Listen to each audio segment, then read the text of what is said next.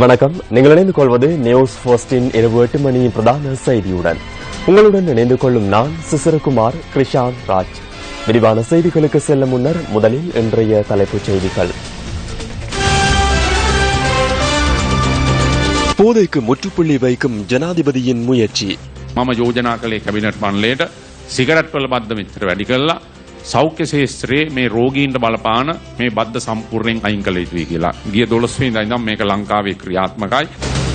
கொழும்பு துறைமுக நகருக்கு பிரத்யேக சட்ட வலயம், பிரதமர் அறிவிப்பு.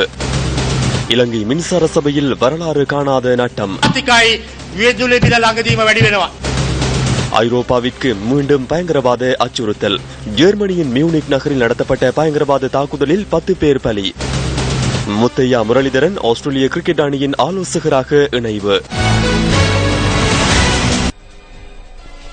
போதைக்கு முற்றுப்புள்ளி திட்டத்தை செயற்பாட்டு திட்டம் ஒன்றின் கீழ் நடைமுறைப்படுத்துவதற்கு முயற்சித்து வருவதாக ஜனாதிபதி மைத்ரிபால சிறிசேன இன்று பிற்பகல் தெரிவித்தார்.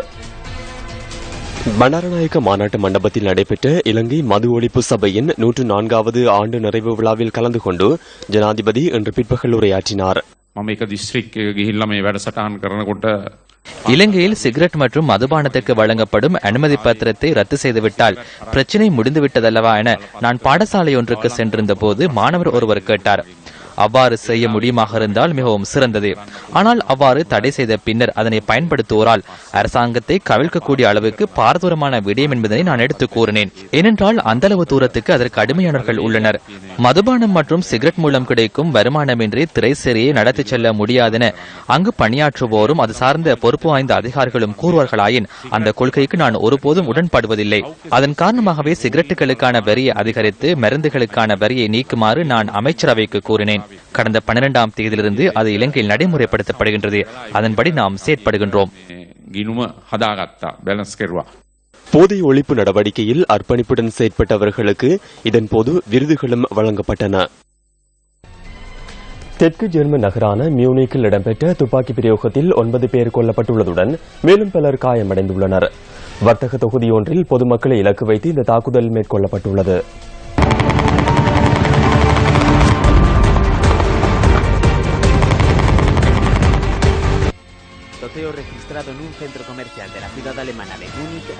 இந்த தாக்குதலில் 9 பேர் கொல்லப்பட்டுள்ளதுடன் 16 பேர் காயமடைந்துள்ளதை அந்த நாட்டு போலீசார் உறுதிப்படுத்தியுள்ளனர். காயமடைந்தவர்களில் 3 பேர் அபாய கட்டத்தை தாண்டவில்லை எனவும் தெரிவிக்கப்படுகின்றது. ஆயுததாரி தன்னைத்தானே சுட்டு தற்கொலை செய்து கொண்டுள்ளதுடன் தாக்குதலை மேற்கொண்ட ஆயுததாரியின் சடலம் வர்த்தக தொகுதியிலிருந்து 1 கிலோமீட்டர் தொலைவில் இருந்து மீட்கப்பட்டுள்ளது. இந்த தாக்குதல்கள் தொடர்பிலான காணொலிகள், புகைப்படங்கள் அல்லது குரல் பதிவுகள் இருந்தால் அவற்றை தம்மிடம் வழங்குமாறு போலீசார் பொதுமக்களை அறிவுறுத்தியுள்ளனர். மியூனிக்கை வசிப்பிடமாக கொண்ட ஈராக்கை சேர்ந்த 18 வயதான இளைஞனே துப்பாக்கி பிரயோகத்தை மேற்கொண்டுள்ளதுடன் துப்பாக்கி பிரயோகத்திற்கான காரணம் தொடர்பில் இதுவரை அறிய கிடைக்கவில்லை. ஆயுததாரியின் வீடு அமைய பெற்றுள்ள மெக்ஸ்வோஸ்டில் போலீசார் தேடுதல்களை மேற்கொண்டு வருகின்றனர். கடந்த 8 நாட்களில் மேற்கு ஐரோப்பாவில் நடத்தப்படும் 3வது தாக்குதல் இதுவாகும்.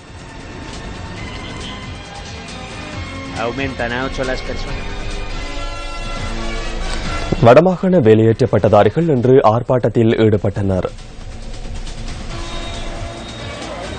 வடமாகாண வேலையற்ற பட்டதாரிகள் இன்று முற்பகல் யாழ் மாவட்ட செயலகத்திற்கு முன்பாக ஆர்ப்பாட்டத்தில் ஈடுபட்டனர். பட்டப்படிப்பினை நிறைவு செய்து பல வருடங்களாகியும் இதுவரை வேலைவாய்ப்பு வழங்கப்படவில்லை எனவும் தமக்கான வேலைவாய்ப்பினை விரைவில் வழங்குமாறும் ஆர்ப்பாட்டத்தில் ஈடுபட்டவர்கள் கோரிக்கை விடுத்தனர்.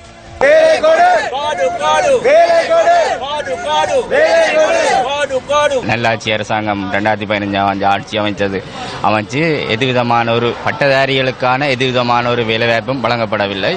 அத்துடன் வடக்கு மாகாண சபை 2013ஆம் ஆண்டு வடக்கு மாகாண சபை பொறுப்பேற்று வடக்கு மாகாண சபையால் எதவிதமான ஒரு பட்டதாரிகளுக்குரிய வேலைவாய்ப்பும் வழங்கப்படவில்லை. இந்த ஒன்று உடலுடைய பிரதானமான நோக்கமாக நாங்கள் எங்களுடைய பட்டதாரிகளுடைய பிரச்சனைகள் சம்பந்தமான மகஜர் உள்ளடக்கிய மகஜர் மற்றும் பட்டதாரிகளுடைய கையெழுத்துக்கள் உள்ளடங்கிய மகஜர் ஒன்றை நாங்கள் ஜனாதிபதி, பிரதமர் மற்றும் நிதியமைச்சின் செயலாளர் ஆகியோருக்கு கையளிப்பதாக தீர்மானித்திருக்கின்றோம்.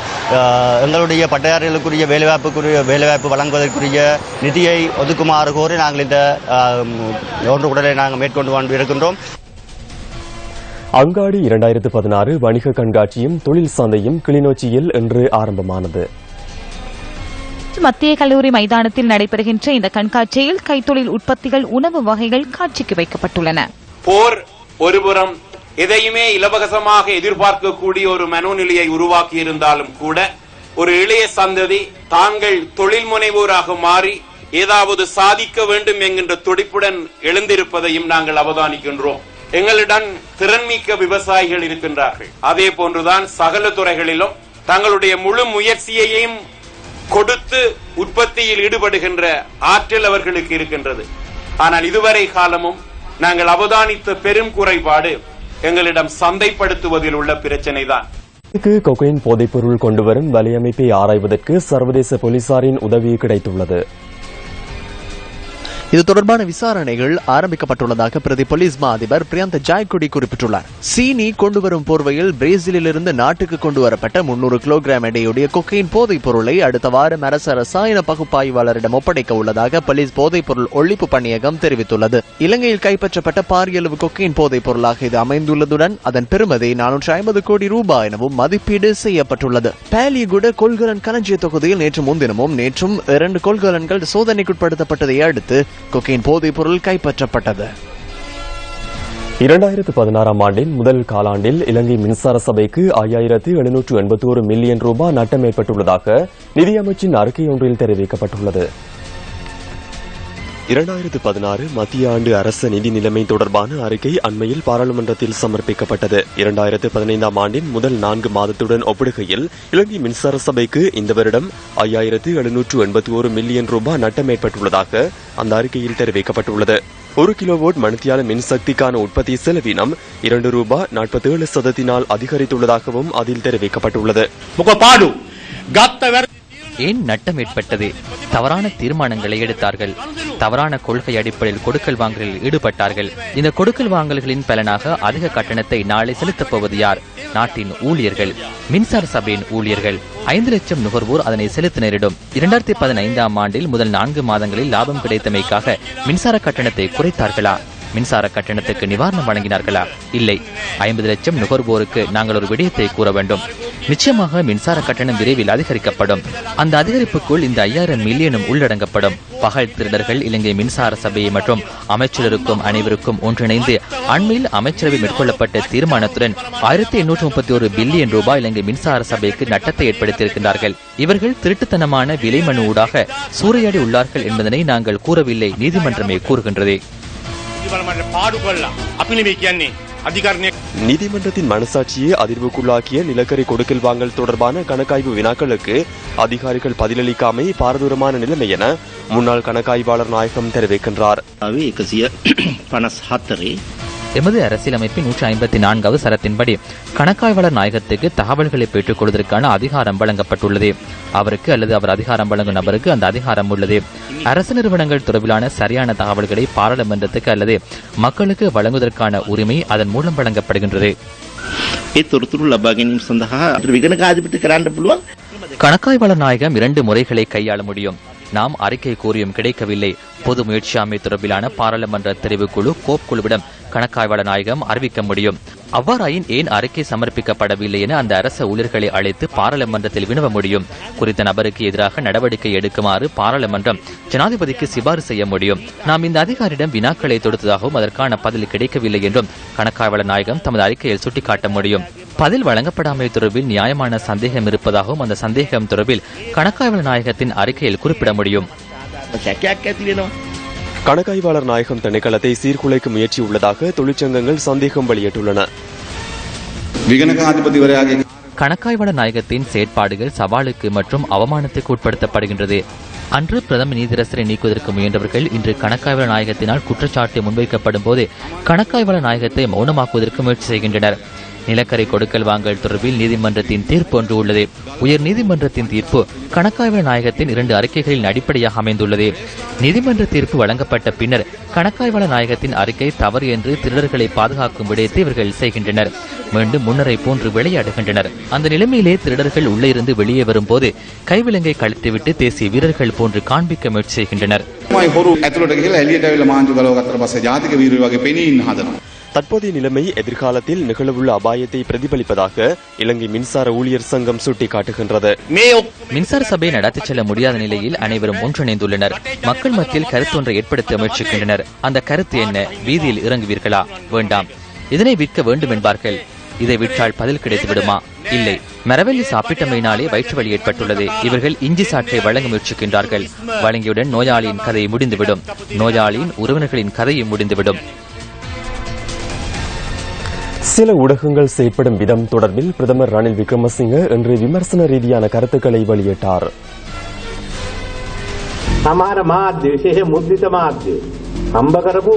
சில ஊடகங்கள், குறிப்பாக அச்சு ஊடகங்களில் உழைத்தவர்கள் உள்ளனர்.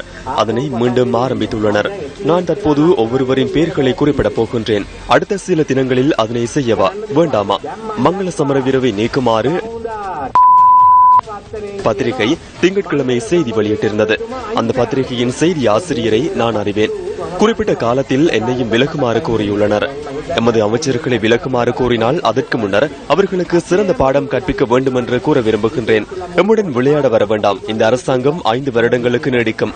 மக்கள் அதிகாரத்தை வழங்கினால் மேலும் 5 வருடங்களுக்கு செல்ல முடியும்.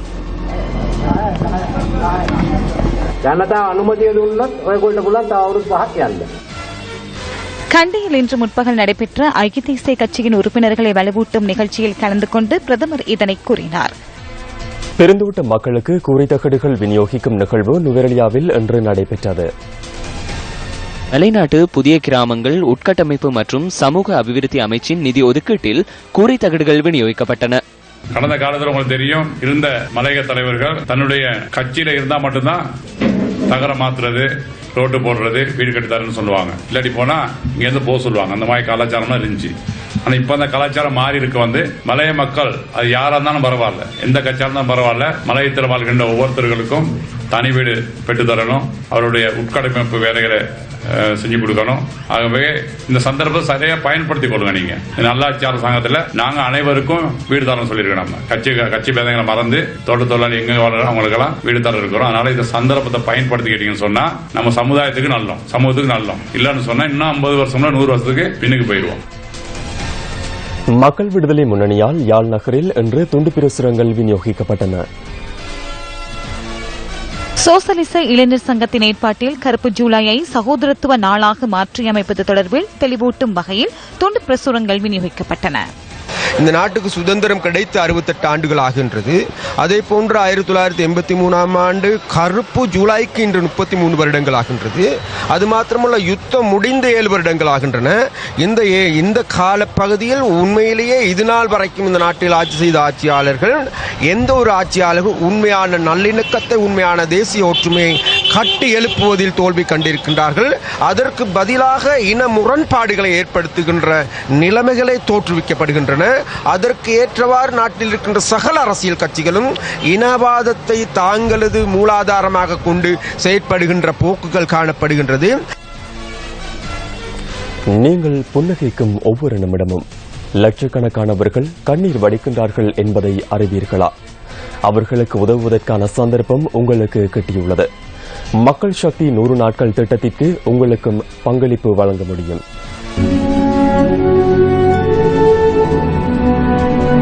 இரத்தினபுரி, ஹிந்திரகுட, இத்தாகல கிராமம், உடவலவ தேசிய பூங்கா, கடுபத்தோயா, தலபத் ஆரோயா ஆகியவற்றின் எல்லையில் அமைந்துள்ளது. இத்தாகல கிராம மக்கள் மரணத்தின் விழிப்பில் வாழ்ந்து கொண்டிருக்கின்றனர்.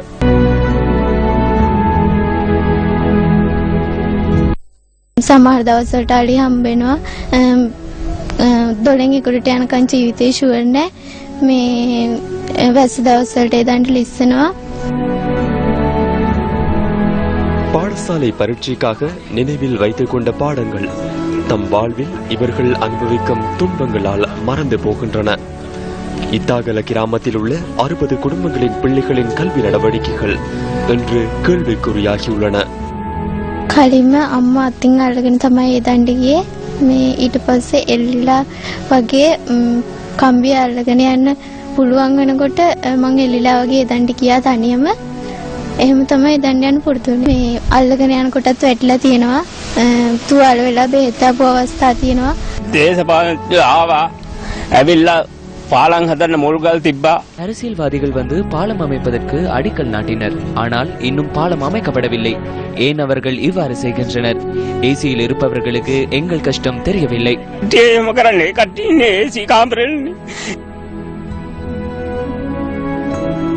இவ்வாறு வாழ்ந்து கொண்டிருக்கும் மக்களுக்கான பல தேவையை மக்கள் சக்தி அறிந்து கொண்டது. இந்த மக்களின் தேவைகளை கருத்தில் கொண்டு இங்கு பாலம் ஒன்றை அமைப்பதற்கு நாம் தயார்.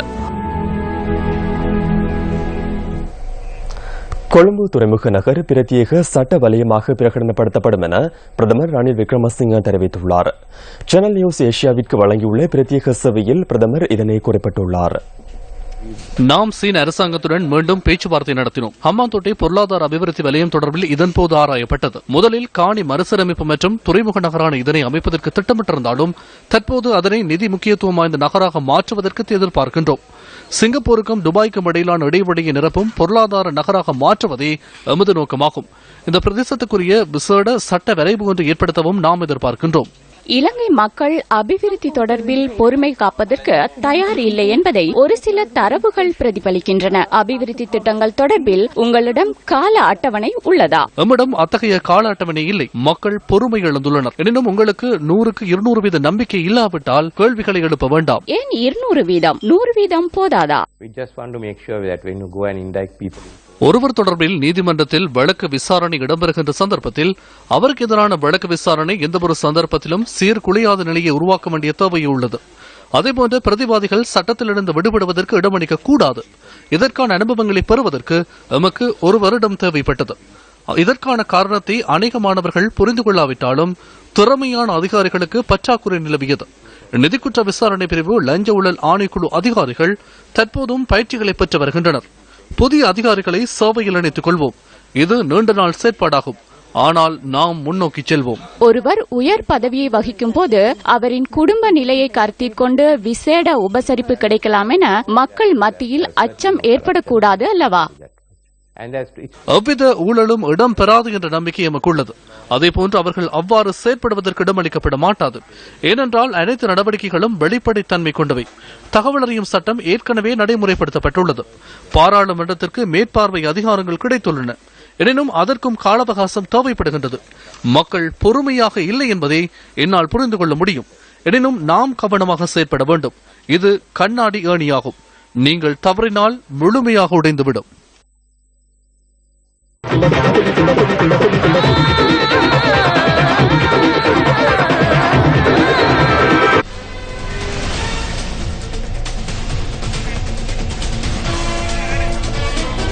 இலங்கை கிரிக்கெட் அணியின் முன்னாள் நட்சத்திர சுழற்பந்து வீச்சாளர் முத்தையா முரளிதரன் இலங்கைக்கு கிரிக்கெட் விஜயத்தை மேற்கொண்டுள்ள ஆஸ்திரேலிய கிரிக்கெட் அணியின் பயிற்சி ஆலோசகராக இன்று இணைந்து கொண்டார். முத்தையா முரளிதரன் இம்முறை போட்டித் தொடரின் போது ஆஸ்திரேலிய கிரிக்கெட் அணியின் பந்துவீச்சு பிரிவின் ஆலோசகராக செயற்படுகின்றார். அவர் ஆஸ்திரேலிய அணியின் பந்துவீச்சு ஆலோசகராக செயற்படும் முதலாவது சந்தர்ப்பம் இதுவல்ல. 2014ஆம் ஆண்டு பாகிஸ்தானுக்கு எதிராக ஐக்கிய அரபு ராச்சியத்தில் நடைபெற்ற போட்டிகளின் போது முரளி ஆஸ்திரேலிய அணியின் சுழல் பந்துவீச்சு ஆலோசகராக செயற்பட்டிருந்தார். எனக்கு ஆஸ்திரேலியாவிடமிருந்து 2 சந்தர்ப்பங்கள் கிடைத்தன. எனது அனுபவத்தை எவருக்கேனும் வழங்குவது பிரச்சனை இல்லை என்பதை நான் சிந்தித்தேன். அது உங்களது நாடாகவோ வேறு நாடாகவோ இருந்தாலும் பரவாயில்லை. இலங்கை தொடர்பில் கவனம் செலுத்தும் போது அவர்களுக்கு சுழல் பந்து வீச்சு மற்றும் வேகப்பந்து வீச்சு பயிற்றுனர்கள் உள்ளனர். எனக்குள்ள பிரச்சனை என்னவென்றால் என்னால் நீண்ட காலத்திற்கு பயிற்றுனராக செயற்பட முடியாது. நான் எனது குடும்பத்தாருடன் செயல்படுவதற்கான காலம் தேவைப்படுகின்றது. அது மிகவும் முக்கியமானது. ஆகவே குறுகிய காலத்திற்கு இந்த நடவடிக்கையில் ஈடுபட உள்ளேன். நான் 1 வாரம் அல்லது 2 வாரங்களுக்கு கடமையாற்றுவேன். அத்தகைய வாய்ப்பு இலங்கையில் இல்லை. இலங்கையின் மிகப்பெரிய எதிர்பார்ப்பாக ரங்கநகேரத் இருக்கின்றார். அவரை தவிர விக்கெட்டுகளை வீழ்த்த வேறு வீரர்கள் இல்லை. அதுவே பாதகமானது. எனினும் இலங்கை அணியில் முரளிதரன் விளையாடிய போது அவரது பந்துவீச்சில் சந்தேகம் நிலவுவதாக ஆஸ்திரேலியா குற்றச்சாட்டுகளை முன்வைத்தது.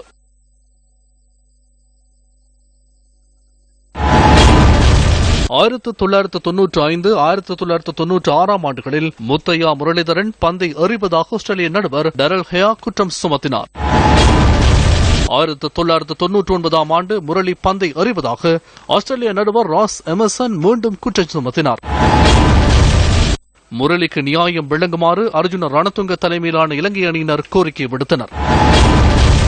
2016ஆம் ஆண்டு இலங்கைக்கு எதிராக விளையாடவுள்ள ஆஸ்திரேலிய கிரிக்கெட் அணியின் பந்துவீச்சு பயிற்சி ஆலோசகராக முரளிதரன் இணைந்து கொண்டார். நாட்டின் பொருளாதாரத்தை பலப்படுத்த கடுமையான தீர்மானங்களை எடுக்க வேண்டும் என நிதியமைச்சர் ரவி கருணாநாயக்க தெரிவிக்கின்றார். இந்த சிறிய நாட்டை கட்டியெழுப்ப முடியாது என்று கூற முடியாது. கட்டியெழுப்ப வேண்டும். அனைத்து பகுதிகளிலும் பதாதைகளை ஏந்தி சத்தமிட்டமையை அண்மையில் கண்டோம். ஒரு புறம் காலி வீதியில் பேரணியில் செல்கின்றனர், மறுபுறம் வத்தளையில் இருந்து பேரணியாக செல்கின்றனர், மறுபுறம் கண்டியிலிருந்து வருகின்றனர். இது நாடா அல்லது யுத்த களமா என்று எம்மிடம் வினவுகின்றனர். அன்று சூரிய வெப்ப அபிவிருத்தி திட்டத்திற்கு 4500 மில்லியன் ரூபாய் ஒதுக்கப்பட்டது.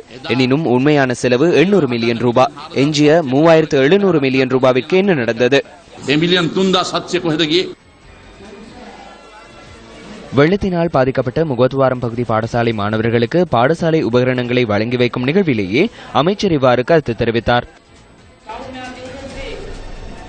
மன்னார் மாந்தை கிழக்கில் உள்ள இளந்தவான் குளம் மற்றும் புதுக்காடு குளம் ஆகியன இதுவரை புனரமைக்கப்படவில்லை என விவசாயிகள் குற்றம் சாட்டுகின்றனர்.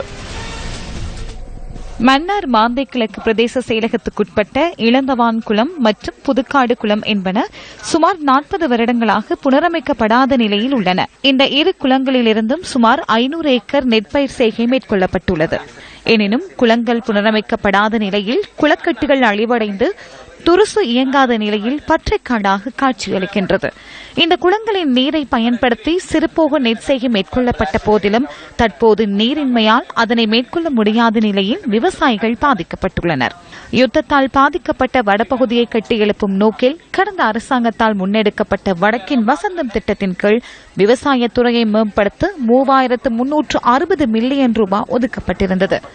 கிட்டத்தட்ட 40 ஆண்டுக்கு மேலே செய்யப்படாத ஒரு குளம். அந்த ஆதி காலத்தில் செய்யப்பட்டதுக்கு பிறகு அந்த குளம் இந்த குளம் இதுவரை அபிவிருத்தி செய்யப்படவில்லை. வடக்கில் வசந்தம் அபிவிருத்தி பாதை குளம் என்று சொல்லி பலரும் நடப்பதாக சிலதை காணக்கூடியா இருக்கு, சிலதை காண இயலாமல் இருக்கு. இந்த வகையில் அபிவிருத்தியில் என்னுடைய அமைப்புக்கு உட்பட்ட விவசாயிகள் எந்த விதமான ஒரு பலனையும் இதுவரை அனுபவிக்கிறது. எழுதாத கடிதங்களில், கேட்காத காரியாலயங்களில் காரணத்தால் இந்த 2 குளங்களும் இந்த இதுக்குரிய வாய்க்கால்களும் இதுக்குரிய வான்கள் கட்டுப்படாமலும் இருக்குது என்று எங்களுக்கு ஒரு கேள்விக்குறியாக தான் இருக்குது. 2010ஆம் ஆண்டு கொஞ்சம் செய்தார்கள், ஒழுங்காக செய்யப்படையில் வான் இன்னும் கட்டுப்படையில் சில வெக்க போட்டு எல்லாம் பட்டிக்கிட்டு செய்தாங்க ஒழிய கொஞ்சம் வேலை செய்தார்கள் தான். ஆனால் தரமான வேலை இல்லை. துருசுகள் எல்லாம் வச்சு அதெல்லாம் கண்ட்ரோல் பண்ண இல்லை. சும்மா குழலை கொண்டு இறக்கிட்டு போட்டுட்டு போயிட்டாங்க. வேலை அரையும் குறையுமா வான்கட்டையில் கடைநீர் வாய்க்கால் வெட்டையில் அப்போ எல்லாம் அரைவாசி காசு எடுபட்டு போயிட்டு இந்த மாதிரியே எடுபட்டு போச்சோ தெரியாது. குளங்கள் புனரமைக்கப்படாமை மற்றும் குளங்களை புனரமைக்கும் போர்வையில் இடம்பெற்ற மோசடிகள் தொடர்பில் தமிழ் பாராளுமன்ற உறுப்பினர்கள் மௌனம் சாதிக்கின்றமை கவலை அளிப்பதாக விவசாயிகள் கூறுகின்றனர். பாராளுமன்றத்திலும் மாகாண சபைகளிலும் இந்த விடயம் தொடர்பில் குரல் எழுப்புவதன் ஊடாகவே இடம்பெற்ற மோசடிகளை வெளிக்கொணர முடியும் எனவும் அவர்கள் சுட்டிக்காட்டுகின்றனர். மெகா போலீஸ் எனப்படும் மாநகர திட்டமிடல் மூலம் கொழும்பு மற்றும் சன நெரிசல் மிகு நகரங்களில் மேற்கொள்ளப்படவுள்ள அபிவிருத்திகள் தொடர்பில் தேசிய அபிவிருத்தி செய்தி மூலம் நாம் இன்று ஆராய்கின்றோம். கொழும்பு நகர அபிவிருத்தி திட்ட முதல் வரைவு 1921ஆம் ஆண்டு முன்வைக்கப்பட்டது. ஃபெட்ரிக் கேட்ஸின் கொள்கைகளுக்கு ஏற்ப அந்த திட்டம் முன்வைக்கப்பட்டது. அந்த திட்டத்தின் பிரதிபலனாக கொழும்பு நகரின் பௌத்தலோக மாவத்தை, ஹோர்டன் பிளேஸ் ஆகிய பகுதிகளில் இன்றும் பூங்காக்களை காண முடிகின்றது. 1949ஆம் ஆண்டு மற்றொரு திட்டம் முன்வைக்கப்பட்டது. அணிசேரா மாநாட்டை முன்னிட்டு கொழும்பு நகரை அபிவிருத்தி செய்யும் மற்றொரு திட்டம் 1976ஆம் ஆண்டு முன்னெடுக்கப்பட்டது. 1985ஆம் ஆண்டு கொழும்பு நகரின் நிர்வாகம் ஸ்ரீ ஜெயவர்தனபுரவிற்கு கொண்டு செல்லப்பட்டது. கொழும்பை அபிவிருத்தி செய்யும் திட்டங்கள் அடிக்கடி முன்வைக்கப்பட்டு நடைமுறைப்படுத்தப்படாத நிலையில் ஜனாதிபதி மைத்ரிபால சிறிசேனவின் நல்லாட்சி அரசாங்கத்தினால் கொழும்பை அபிவிருத்தி செய்யும் மெகா போலீஸ் எனப்படும் திட்டம் முன்வைக்கப்பட்டு அது வெற்றிகரமாக நடைமுறைப்படுத்தப்படுகின்றது.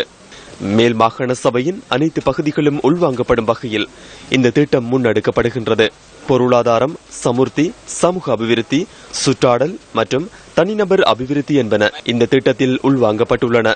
அத்துடன் தாழ் நிலங்கள் நிரப்பப்படுவதும் இதன் மூலம் தடுக்கப்படவுள்ளது. மெகா போலீஸ் திட்டம் 10 பிரதான செயற்றிட்டங்களை கொண்டது. துறைமுகம் மற்றும் விமான நிலைய நகரம், மாலம்பே மற்றும் ஹோமாகம தொழில்நுட்ப நகரம், ஹுரணை மற்றும் மீரிகம கைத்தொழில் நகரம், நீர்கொழும்பு மற்றும் அல்கம சுற்றுலா நகரம், மதுகம மற்றும் மதுரலிய மக்கள் குடியிருப்பு நகரம் என்பன மெகா போலீஸ் திட்டம் மூலம் அமைக்கப்பட உள்ளதுடன் ஜனாதிபதி செயலகம் உள்ளிட்ட அனைத்து நிர்வாக மத்திய நிலையங்களும் கொழும்பு நகரிலிருந்து வெளிநகரங்களுக்கு கொண்டு செல்லப்பட உள்ளன. தரகு உடன்படிக்கைகளுக்கு பதிலாக வர்த்தக உடன்படிக்கைகளை கொண்டு வருவதாக வீடமைப்பு மற்றும் நிர்மாணத்துறை அமைச்சர் சஜித் பிரேமதாச தெரிவித்தார். ஹம்பாந்தோட்டை மாவட்டத்தில் 47வது மாதிரி கிராமத்திற்கு அடிக்கல் நாட்டும் நிகழ்வில் கலந்து கொண்டு அமைச்சர் சஜித் பிரேமதாச இந்த கருத்தினை தெரிவித்தார். පහුගිය කාලේ ගහපු ලොකුම ජාත්‍යන්තර කිවිසුම තමයි ලෝකේ ඉන්න ලොකුම කැසිනෝ කාර්යයත් එක්ක ගහපු කිවිසුම. கடந்த காலங்களில் இடம்பெற்ற பாரிய சர்வதேச உடன்படிக்கையாக கசினோக்காரர்களோடு மேற்கொள்ளப்பட்ட உடன்படிக்கை காணப்படுகின்றது. ஹம்பாந்தோட்டை கடலை நிரப்பி செய்யப்பட்ட தீவில் தற்போது கிளை தீவு ஒன்றும் அமைக்கப்பட்டுள்ளது. தற்போது அந்த வர்த்தக உடன்படிக்கையால் என்ன நடக்கின்றது? விபச்சாரம் ஊக்குவிக்கப்படுகின்றது, சிறுவர் துஷ்பிரயோகம் இடம்பெறுகின்றது, அதேபோல குடு கலாச்சாரம் அதிகரிக்கின்றது. இதனை பெஹர் ஒப்பந்தம் என கூறுகின்றனர். கசினோ தரகு உடன்படிக்கை ஊடாக நாட்டின் கண்ணியத்தை விற்றவர்கள்தான் இன்று நடைபவனி சென்று புதிய சக்தியை கட்டியெழுப்ப முனைகின்றனர். எமது அரசாங்கம் சீனா, மலேசியா, சிங்கப்பூர், ஐரோப்பிய நாடுகள் மற்றும் அமெரிக்க நாடுகளுடன் இணைந்து நாட்டினை வர்த்தக கேந்திர நிலையமாக, முதலீட்டு மையமாக மாற்ற உள்ளோம். මැලේසියාවත් යුරෝපා රටවල් සමග ඇමරිකා එක්සත් ජනපදයත් සමග මොනවටද අපේ රට ලෝකේ ආයෝජන මධ්‍යස්ථානයක් කරා, වෙළඳ මධ්‍යස්ථානයක් කරා, ව්‍යාපාරික මධ්‍යස්ථානයක් කරා. எதிர்க்கட்சி உறுப்பினர்கள் ஏற்பாடு செய்த நடைபவனிக்கு மக்களின் ஆதரவு கோரி குருநாகலில் இன்று கூட்டம் ஒன்று நடைபெற்றது. திரிவடைந்த நிலையில் காணப்படுகின்றது. அதாவது விளக்கமற்ற நிலையில் பாராளுமன்றம் உள்ளது. எப்போதாவது எங்களது கேள்விகளுக்கு பிரதமர் சரியான பதிலை வழங்கியுள்ளதை நீங்கள் பார்த்துள்ளீர்களா? அவதூறு கூறுகின்றார். புனர்வாழ்வளிக்கப்பட்ட முன்னாள் போராளிகள் வாழ்வில் இன்னும் விடிவு ஏற்படவில்லை என்பதை உறுதிப்படுத்தும் உதாரணங்கள் ஏராளம். இந்த நிலைமையை உறுதிப்படுத்துவதாக முன்னாள் போராளி ஜஸ்டின் பிரபாகரனின் வாழ்க்கையும் அமைந்துள்ளது. முல்லைத்தீவு மூங்கிலாறு பகுதியில் வசித்து வருகின்றார் புனர்வாழ்வளிக்கப்பட்ட முன்னாள் போராளி ஜஸ்டின் பிரபாகரன். யுத்தம் முடிவுக்கு கொண்டுவரப்பட்டதை அடுத்து ராணுவத்தினரிடம் சரணடைந்து இந்த முன்னாள் போராளி புனர்வாழ்வு பயிற்சிகளை நிறைவில் குடும்பத்தாருடன் இணைக்கப்பட்டார். யுத்தத்தின் வடுக்கள் கண்களில் தென்பட நம்பிக்கையே வாழ்வு என நகர்ந்து கொண்டிருக்கும் இவருக்கு உதவுவார் யாரும் இல்லை. 2 பிள்ளைகளின் எதிர்கால வாழ்விற்காக உழன்று கொண்டிருக்கும் இவருக்கு மனைவியை ஊன்றுகோலாக திகழ்கின்றார். சுய தொழிலின் மூலம் கிடைக்கின்ற வருமானத்தால் இவர்களின் வறுமையை போக்க முடியவில்லை. படிக்கிற கூட எங்களுக்கு வசதி இல்லை. பசி பட்டினிகளோட தான் வாழ்ந்து கொண்டு இருக்கிறோம். எனக்கு உதவின்றது சரியான முறையில் ஒரு உதவியும் கிடைச்சிக்கல. நிறைய உதவிகள் தேவை. இந்த அரசாங்கமோ அல்லது சரி அரசியல்வாதிகளோ அல்ல யாரும் இது வரைக்கும் எனக்கு எந்த உதவியும் கிடைக்கல. அரசியல்வாதிகள் ஏதோ கதைக்கிறாங்க, தொலைபேசியில சில வேலை கதைப்பாங்க, தங்களோட காரியம் நிறைவேறக்காக எஸ்ஓபி சூடாக போய் கூட இந்த நிலைமையில எழுத்து மூலம் தெரிவிச்சு கடிதங்கள்லாம் கொடுத்து கூட உதவி கேட்டேன். நான் உதவி செய்யலான்னு சொல்லி அவைகள் பதிவுகளை மேற்கொண்டு கூட இன்னும் எந்த உதவியும் எனக்கு கிடைச்சிக்க. முன்னாள் போராளிகளை தேர்தல் காலங்களில் பகடைக்காயாக்கி சுகபோகம் அனுபவிக்கும் அரசியல்வாதிகள் இவர்களின் வாழ்க்கை நிலையை முன்னேற்றுவதற்கு நடவடிக்கை எடுக்காமை கவலைக்குரியது. இதுடன் நியூஸ் போஸ்டின் இரவு 8 மணி பிரதான செய்தி நிறைவு பெறுகின்றது. வணக்கம். மக்கள் சக்தி 100 நாள் திட்டம் இன்று 4வது நாள்.